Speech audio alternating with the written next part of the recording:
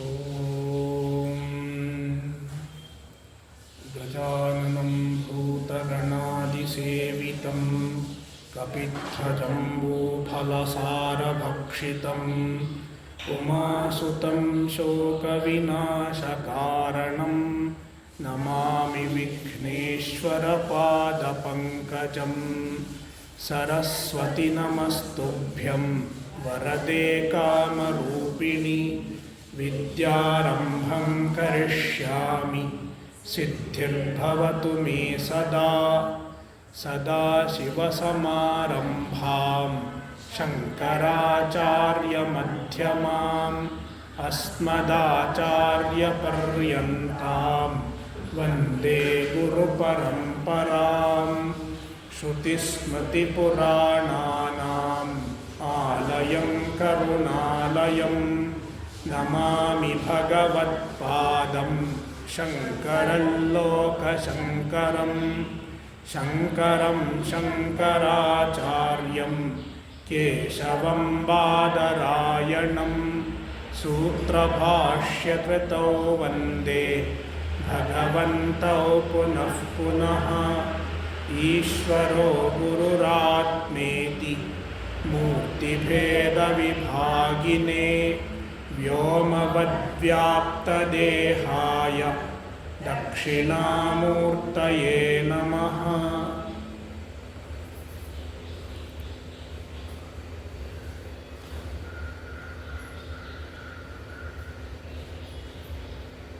Today's topic is Arise, Awake.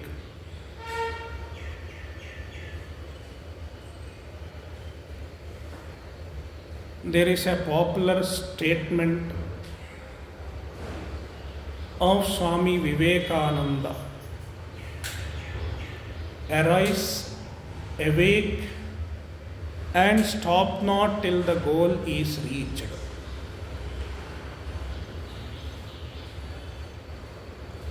I want to clarify that this is not that arise and awake. It is not the arise awake of Vivekananda.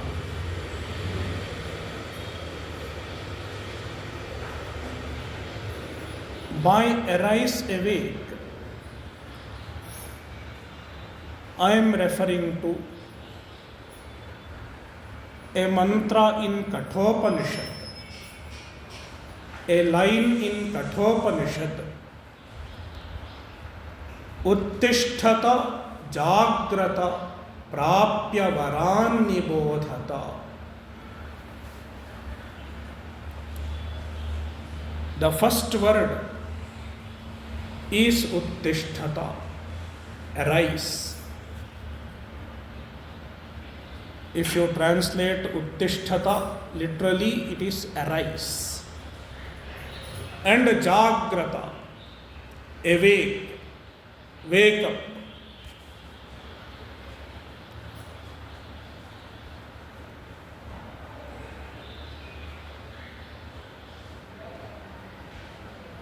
This is a Shruti Vakya, a statement of the Shruti. Kathopanishad 1.3.14.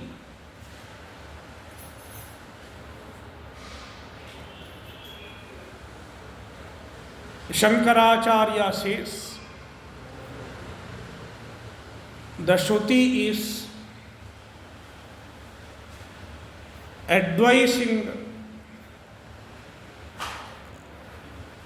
an ordinary human being. Shruti is advising us.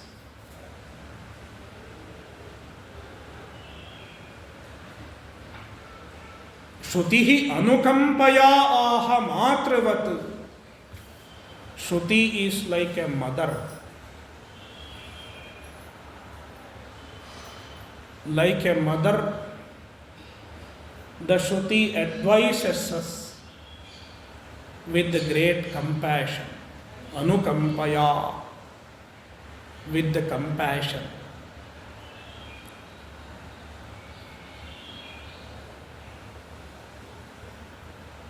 Shruti is like a mother. In fact, in another occasion, Shankaracharya has said, Matra Pitra Sahasrebhyaha api hitaishi Vedaha.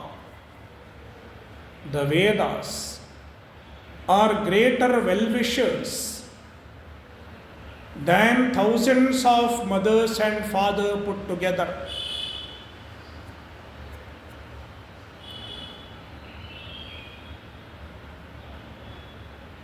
The mother often keeps telling her son or daughter, do this, don't do this, eat well, sleep well. You know better. Many of you are mothers, and all of you have or had mothers.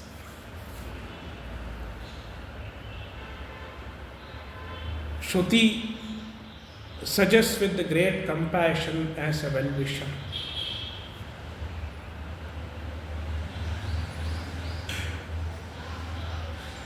First of all, the Shruti says, Uttishtata, arise. What does arise mean? Shankaracharya says, Anadya vidya prasuptaha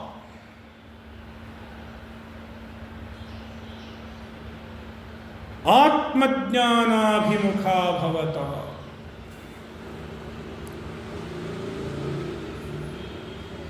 Shankaracharya says, the Shruti is addressing the Ajnanis.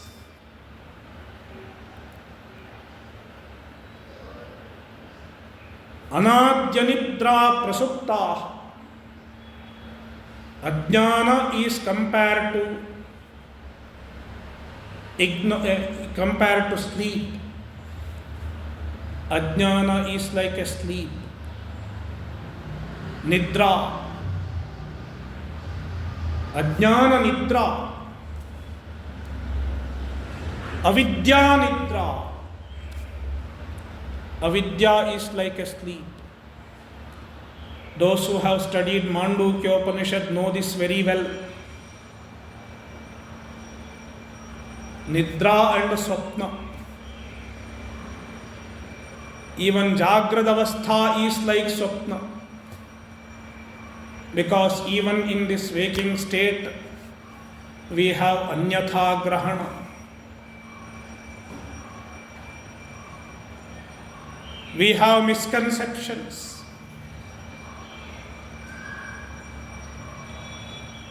It is produced by the avidya. And the avidya is anadi. Anadya vidya prasuptaha. We don't know when the avidya began. Avidya did not begin. It had been there from beginningless time.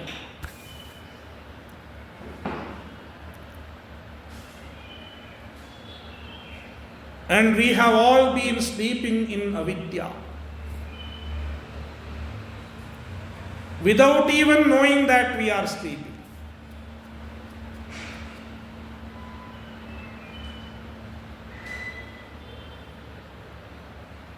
Therefore, the Shruti comes and tells, Anadya vidya prasuptaha. You are sleeping in ignorance. The deep slumber of ignorance.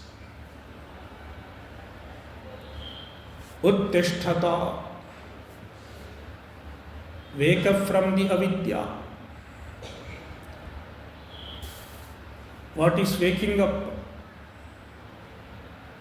Shankaracharya says, Atmajnanabhimukha bhavata. Turn towards Atmajnana. Turn towards self-knowledge.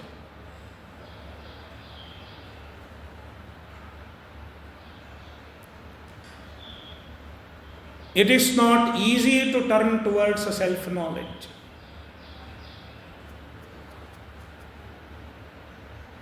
Manushyanam sahasreshu kaschid yatati siddhaye. Krishna says in Bhagavad Gita, Manushyanam sahasreshu kaschid yatati siddhaye. Among thousands of people, not even 1,000, among several thousands of people, some rare person, kaschid. You have to search with the microscope. A microscopic minority. Kaschid yatati siddhaye. He makes an effort to moksha. He makes an effort to Atmajnana. This Swami is giving a talk. Let me at least go and see what he is trying to say. Kaschid yatati siddhaye.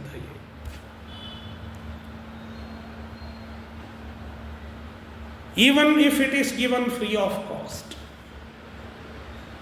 In other places they take ticket and go.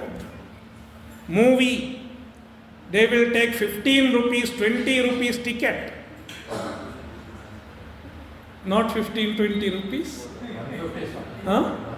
150 rupees. Yeah. In olden days, you could watch movie for 4 annas and all. Those days are gone now. 10 Huh? 10 Yeah, 10 theater. They did not earlier, there was no proper theater also. So they used to have theater in a tent. Temporarily they would make tent theater. And 2 anna you give, you get front seat. Sand. Okay. So many of you have come from those days to this day, where you can watch movie in a smartphone.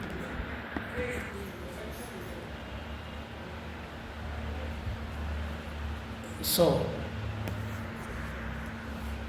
they take ticket and go for movie. 150 rupees, 200 rupees ticket.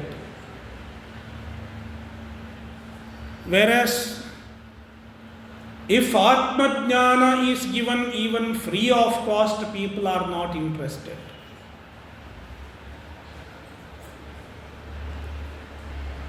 Why is it so? Why only a few handful of people are interested?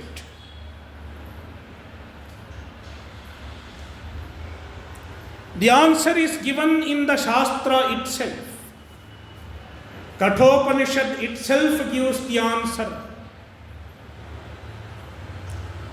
Paranchikha nivyatranat swayambhuhu tasmat parang pashyati nantaratman kaschidhirah pratyagatmanamaikshat avritta chakshuhu amratatvamichan.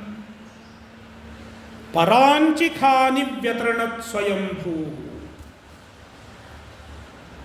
All our senses, our mind, they naturally flow towards external objects.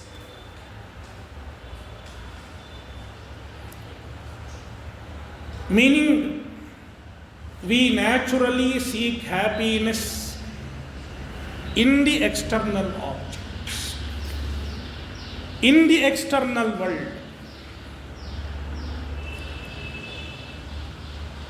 Because of ajnana. The external world can give me happiness.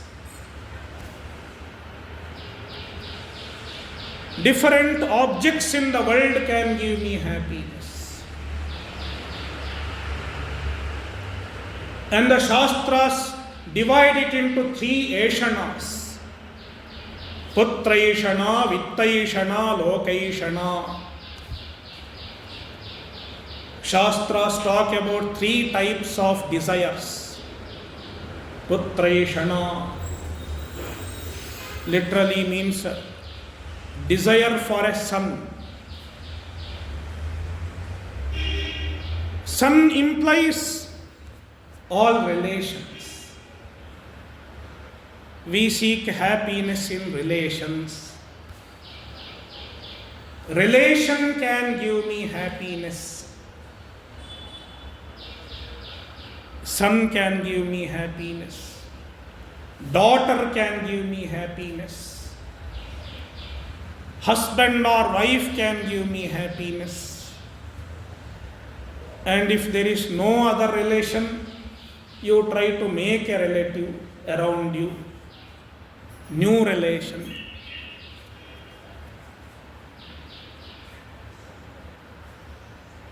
People seek happiness from relations. That is why when some relations break, people are in great trouble. My friend fought with me, and now she is not talking to me. Why? Because we have been dependent on a relation for our happiness. We were relying on a relation for the happiness. It is also seeking happiness from the external world. A temporary, momentary relation. It is also a form of ashana.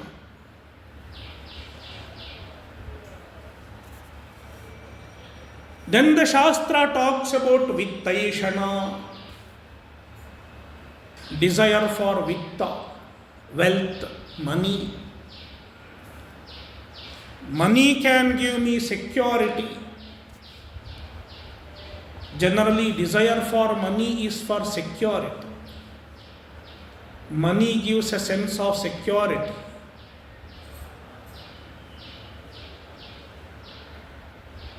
And often people feel it is not enough. 10 crore is not enough. What will happen if inflation is too much? What will happen after 30 years, after 40 years? There is insecurity. Vittaishana. We hold on to wealth, possessions. Putraishana, we hold on to sentient beings. Vittaishana, we hold on to insentient objects for our happiness, for our emotional support, for our emotional sense of security. We hold on to objects. And Lokaishana, desire for Loka. Loka can stand for this Loka also, as well as the other Lokas. In this Loka, I should be recognized. I should have name and fame.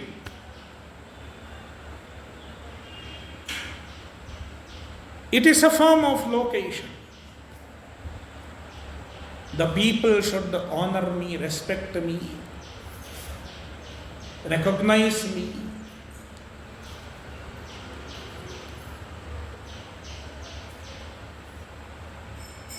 And also Lokaishana extends to the other world. I should go to the other world, even Swarga. Nowadays people don't think much of Swarga. Nowadays people think of this world to the maximum extent. Because the Shraddha in the Shastras which talk about Swarga is lesser nowadays. People are more body-centric. That is why lot of health consciousness, diet, etc. People do a lot of dieting, hire a trainer, paying 15,000-20,000 rupees, and they take care of their body very well, so that they can remain and look young till the age of 75-80. Dehabhimana has become stronger.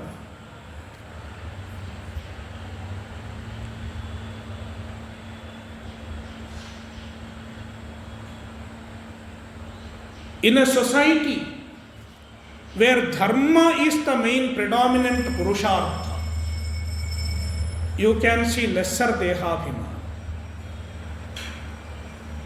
A society where dharma is the predominant purushartha. See, a society, if you analyze a society, there are certain societies where artha and kama are predominant. Artha kama pradhana society. People talk about money, how to make more money. And people talk about enjoying their life. How can I enjoy my life better? Going for holidays, etc. At least one foreign trip should be there every year. So artha and kama become predominant in the society. It is the case nowadays. Whereas we had a dharma pradhana society where dharma was predominant. And in a dharma pradhana society, people have a lot of shraddha in the life after.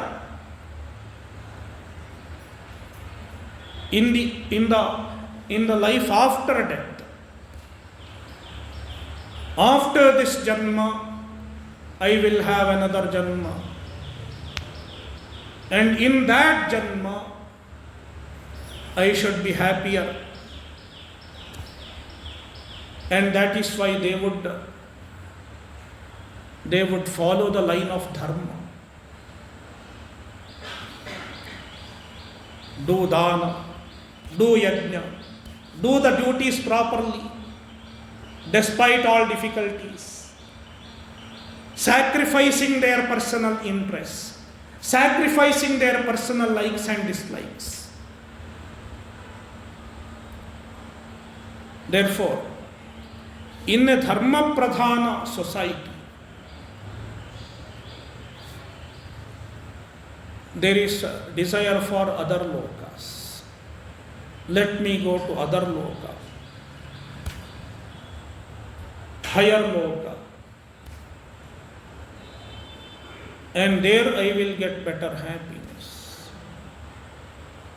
It is also another form of location.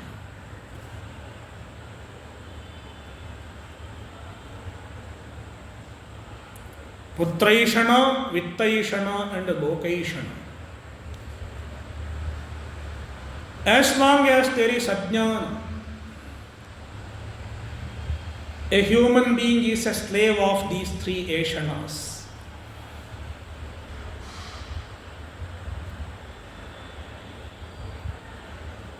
And moksha is to be free from all the Aishanas.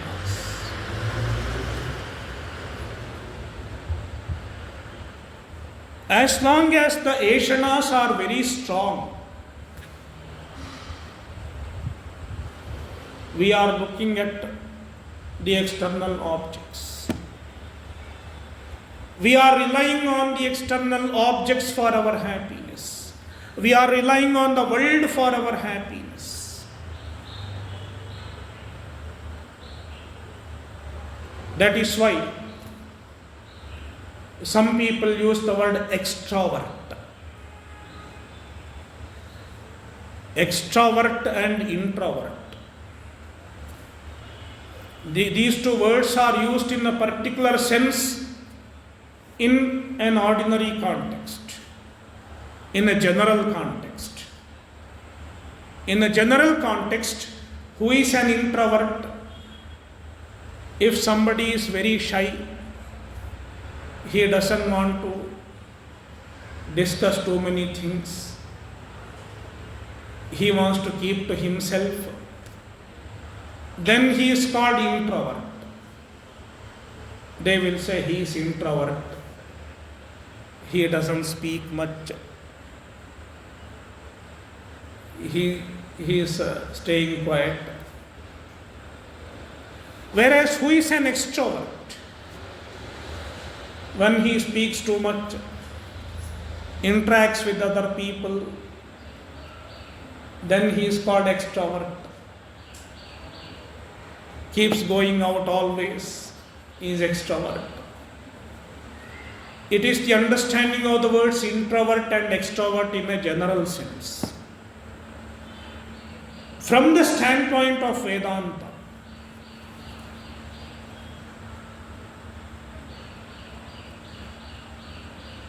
in Vedanta, we use introvert and extrovert in a different sense. In fact, many acharyas, a few acharyas nowadays use the word introvert, extrovert. Like one Nityananda Giri Swamiji, he used to say his disciples, he would say, you should become introvert, he would say. I don't know whether they told you, but they told some other people. He told some other people, you should become introvert. You should not be too much extrovert. You be introvert. So we should understand in what sense he said introvert, extrovert.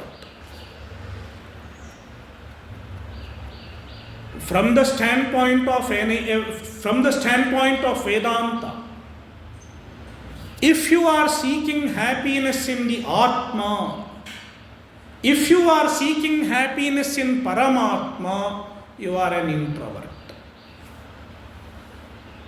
As long as you seek happiness in the non-self, as long as you seek happiness in the worldly objects,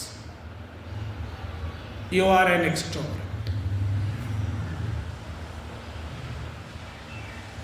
The people may consider him an introvert.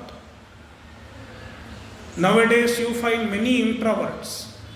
They don't want to speak to people. They are always with the computer or smartphone, enjoying so many things, video game, etc. But from the standpoint of Vedanta, they are also extroverts, because they are relying on anatma for happiness. They are relying on non-self for happiness.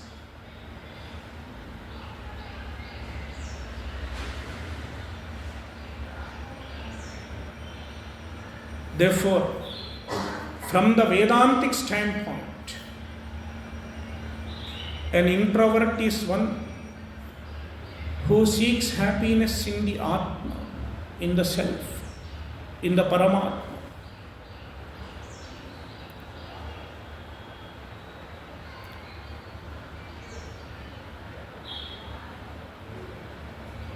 Naturally, people are extroverts.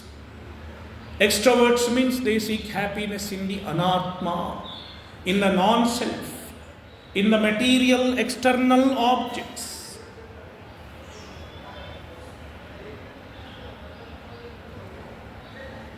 And that is why Kathopanishad says, Uttishtata, Atmajnanabhimukha bhavata.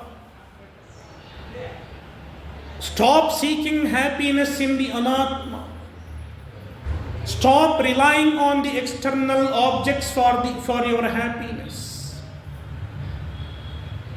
Instead, seek happiness in the Atma Jnana.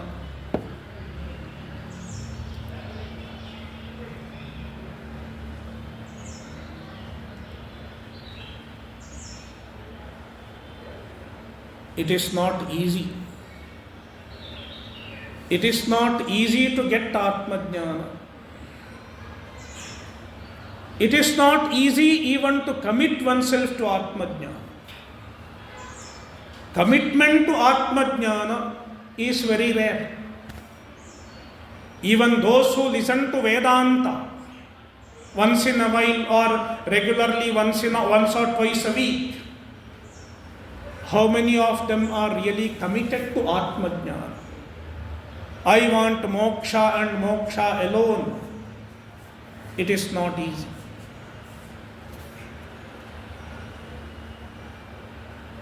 Commitment to Atmajnana requires some readiness, requires some preparation.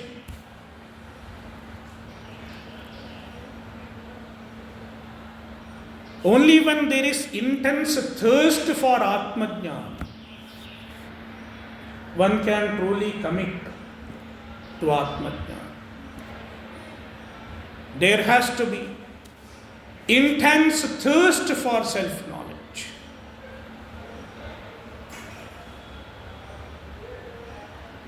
Deepta Shira Jalarashimiva, an Acharya says. Sadananda, the author of Vedanta Sara, describes a true seeker of self-knowledge. Deepta Shira Jalarashimiva.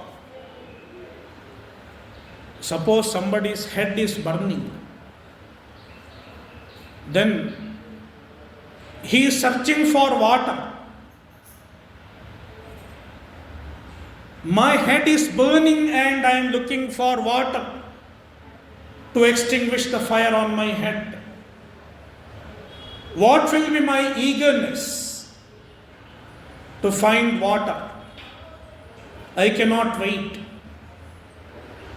And even if I find water, I cannot see whether the water is dirty or pure. Even that cannot be seen. Any water I find, I go there and put my head. Jump into the water, dive into the water and extinguish the fire on my head. In the same manner, a true seeker of self-knowledge prioritizes Atmajnana for anything else.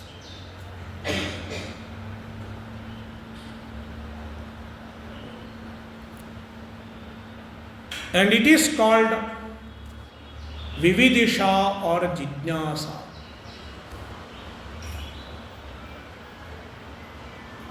Vividisha. Vividisha means a true desire, an intense desire for jnana, an intense desire for self-knowledge. Vividisha or Jijnasa, both words are used. Both words have the same meaning. Now the Shastra says how to cultivate such a Jijnasa, how to cultivate such a desire for knowledge. See, if I have to get knowledge, I should commit myself to the pursuit of knowledge. If I want self-knowledge, I should commit myself to the pursuit of self-knowledge. If I have to commit myself to the pursuit of self-knowledge, I should have Jijnasa. Jijnasa is not just a curiosity. Let me see what is Vedanta. It is not just a curiosity. It is an intense thirst, an intense desire.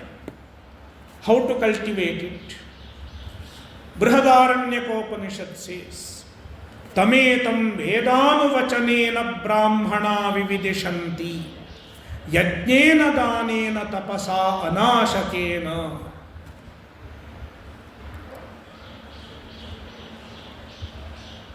Brihadaranyaka gives the way, reveals the way to get a Jijnasa or Vividisha. Vividishanti, they cultivate Vividisha. How? Vedanuvachanena, yajnena, danena, tapasa. 4 sadhanas are given. Number 1, Vedanuvachanam, chanting the Vedas, chanting the mantras, and studying the Vedas, studying the Shastra. Study of the Shastra comes first. Because only when we study the Shastra, we know what to do ahead, what to do further, what action should be taken further. One should educate oneself regarding one's own kartavya, one's own duties. What is my duty? What is my duty as a grihastha? Not me. Many of you, 3 grihasthas are there. Others are also grihasthas, but semi-grihasthas. Almost to the extent of vanaprastha.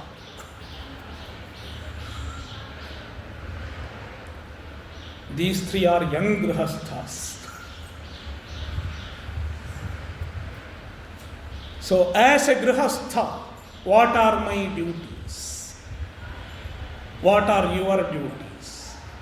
Let me be more precise. As a husband, what are your duties? As a wife, what are your duties? As a citizen of this country, what are your duties?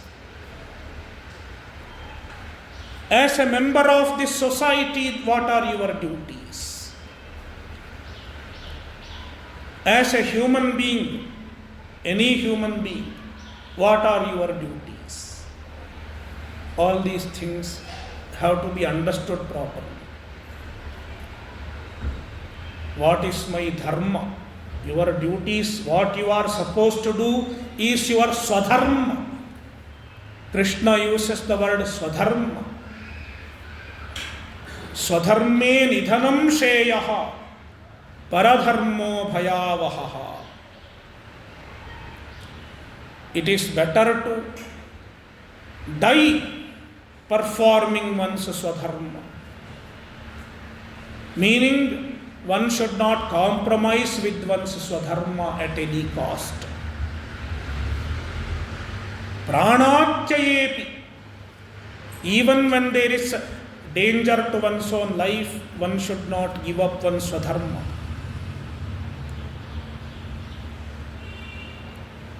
In Bhagavatam, there is the story of Bali Chakravarti, the king Bali.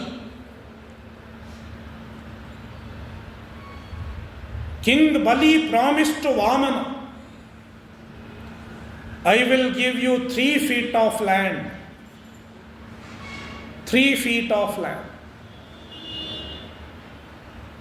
Vamana was a small person, maybe 3-4 feet tall. Vamana itself means he is short. And Vamana asked Bali, give me some land. I want to do something. You give me land. Then Bali said, sure. How much land you need? I want 3 feet. 3 feet means not the measurement that we have, not 12 inches. 12 inches is equal to 3 feet nowadays. But in olden days, feet means if you can put 1 foot, it is 1 foot. Depends on a person's foot. So Vamana said, I should be able to put 3 feet. 1, 2, 3. My 3 feet. I need so much land. Then Bali said, sure, I will give you 3 feet land. I rule whole 3 worlds. Even Swarga is my kingdom. Bali had already conquered the Devatas and he had occupied Swarga. But Bali had, though Bali was really a Rakshasa, Asura. He was an Asura. Not Rakshasa, Asura. But he was a very Dharmika king. He was following the dharmas, despite being an Asura.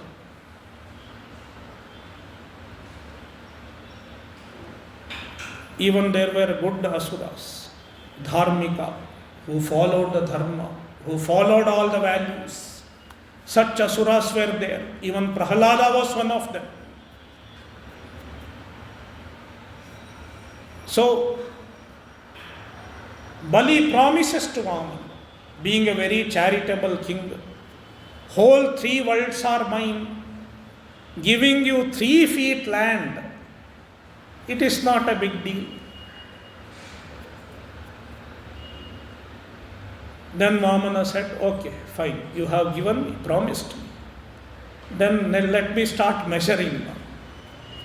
So he started, when he started measuring, before starting to measure, he became very big. So big that he covered earth and Swarga, everything, whole 3 worlds with the 2 feet. And there was no place for third foot. Then Bali said, you keep it on my head. I have promised you that I will give you 3 feet of land. Places where you can put your 3 feet. No, I don't have anything else. You have already covered with the 2 feet everything. And 3rd foot, where will you keep? I have only my body left. Keep the 3rd foot on my head. Bali said. Then Shukracharya prompted him. Bali, don't do this. He will push you down to Patal. Then your life is gone. Don't do it. Shukracharya, Bali's guru, said. Shukracharya is the guru of the Asuras. Despite Shukracharya telling him, Bali said, I will not compromise with my values. I will follow my promise. And then Bali offered his head, and Mahavishnu, in the form of Trivikrama, puts his foot on Bali's head, and he was pushed to Patal. It is the story, and this story shows commitment to the values, commitment to one's Swadharma, even when the life is in danger. Therefore, Swadharme nidhanam sheyaha. That is why Dharma, following Dharma, involves making our likes and dislikes subservient to Dharma. Our likes and dislikes cannot supersede the values of Dharma.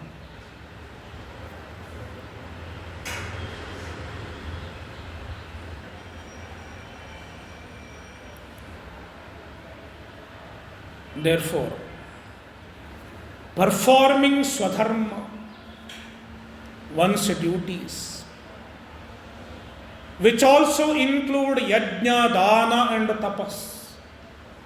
Yajnena, performing the yajnas, deva yajna, pitra yajna, etc.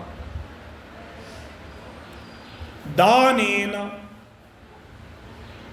performing dana. giving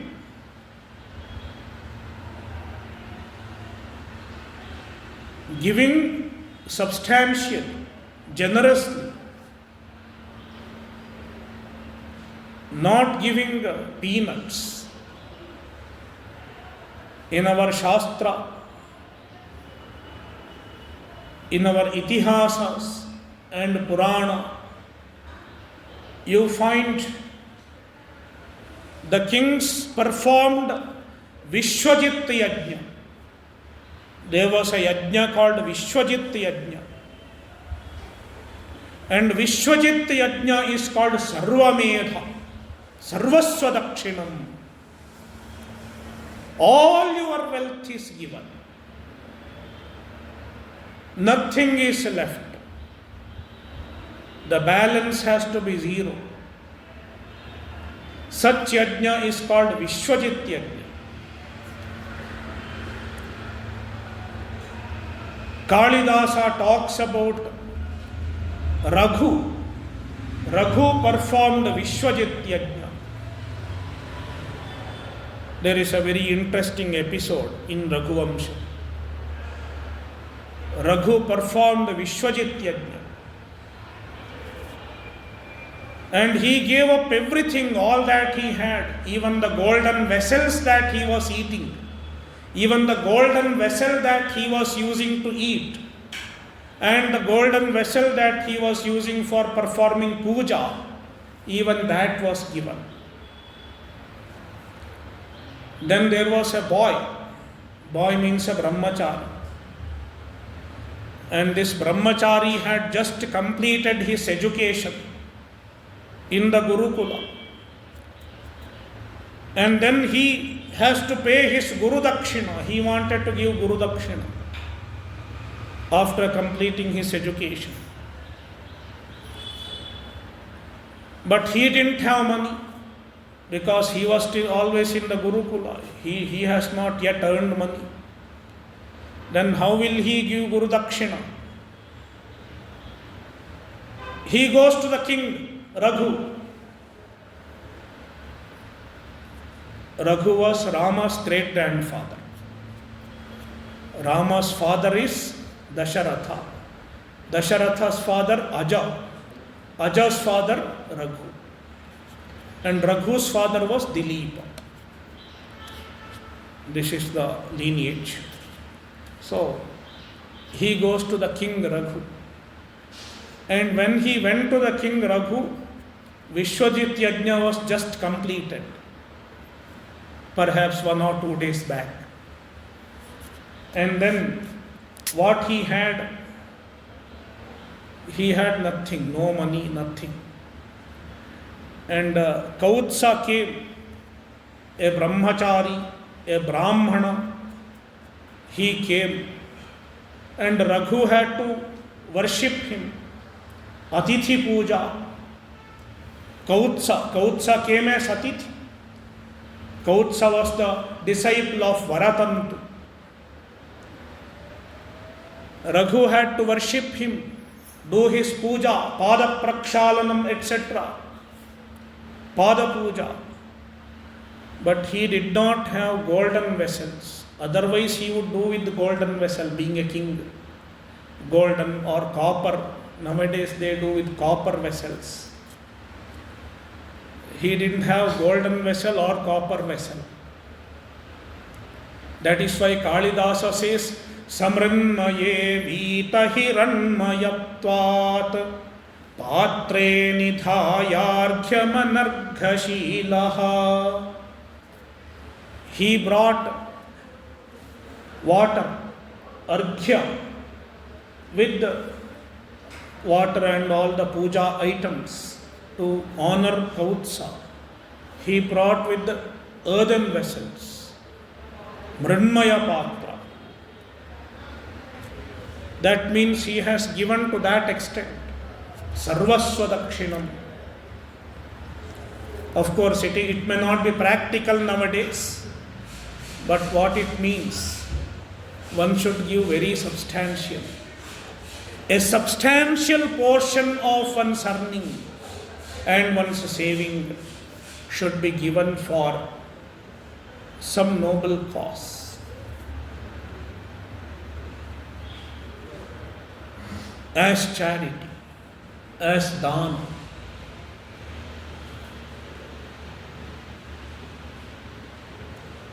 Despite one's own reluctance, when we try to give, our own mind says, don't give, keep something, give lesser. That is why, even in my experience, people will say, I will give you this. And then after some time, the quantity becomes lesser and lesser. Initially, they may say, I will give you 10,000. After some time, they may say, I will give you 5,000. Okay.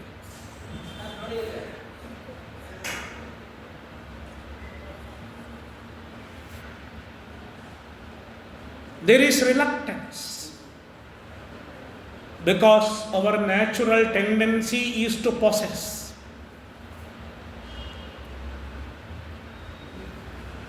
And then, if we have to follow dharma, despite the reluctance, one should overcome the reluctance and give.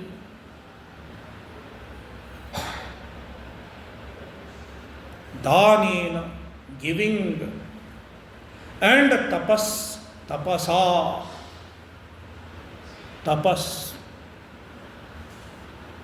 following all the values.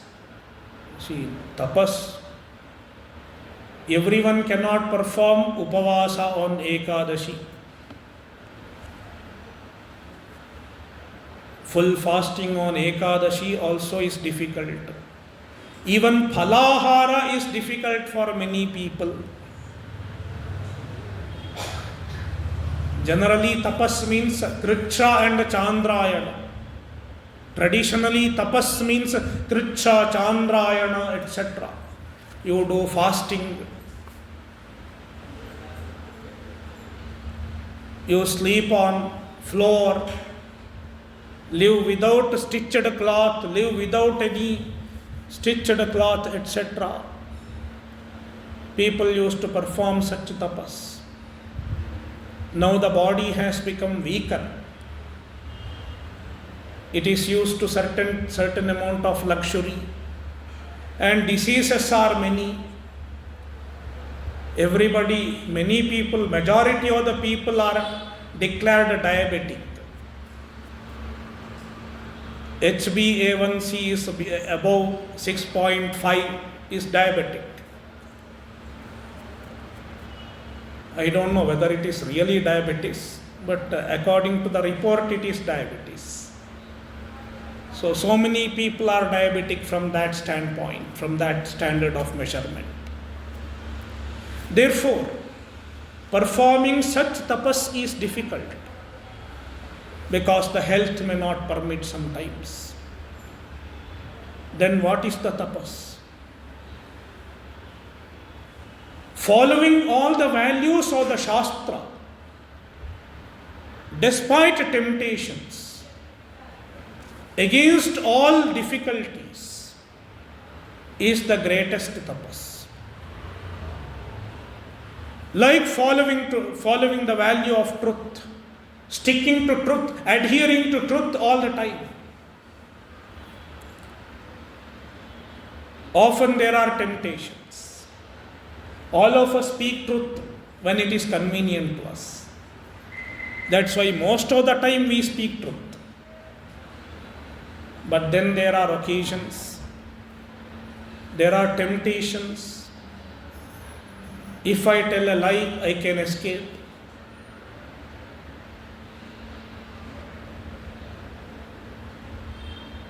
If I am truthful, even in such occasions,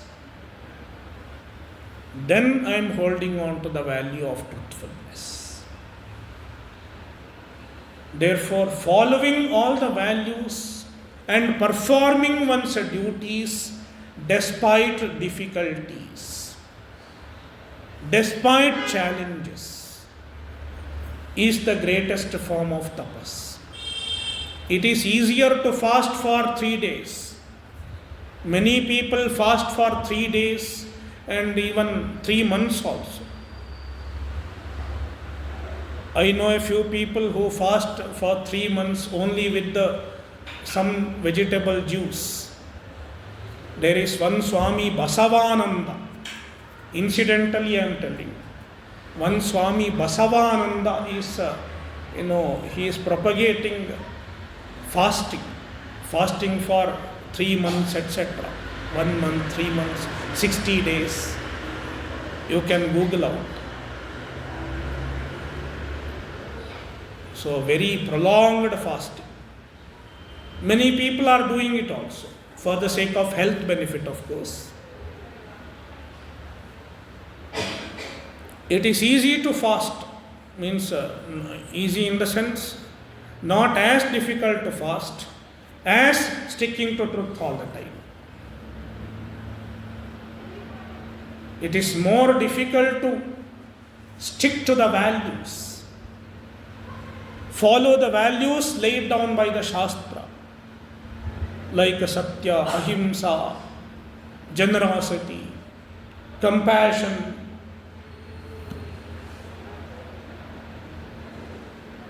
It is more difficult than fasting for a few days. Therefore, it is the greatest form of tapas. Satyam, Ahimsa, following all the values despite challenges.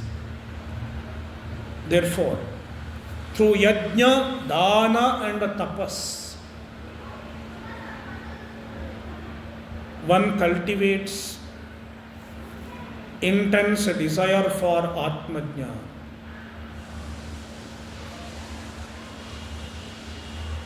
In other words, through karma yoga, performing the karmas, performing the swadharma with the Ishwararpana buddhi as an offering to Ishvara, it is the way to cultivate Jijnasa or Vividisha. That is when one can easily turn towards Atmajnana. One can easily commit to Atmajnana. Therefore, the first word, Uttishtata, Bhashyakara explains Atmajnana Bhimukha Bhavata, means cultivate the readiness so that you can commit to Atmajnana. Prepare yourself to commit yourself to Atmajnana.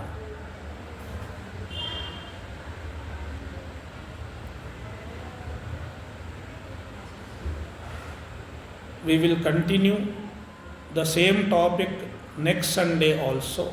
Same time, same place. Om Purnamadah Purnamidam Purnat Purnamudachyate Purnasya Purnamadaya Purnamevavashishyate. Om Shanti Shanti Shanti. Harihi Om Shri Gurubhyo Namaha. Harihi Om.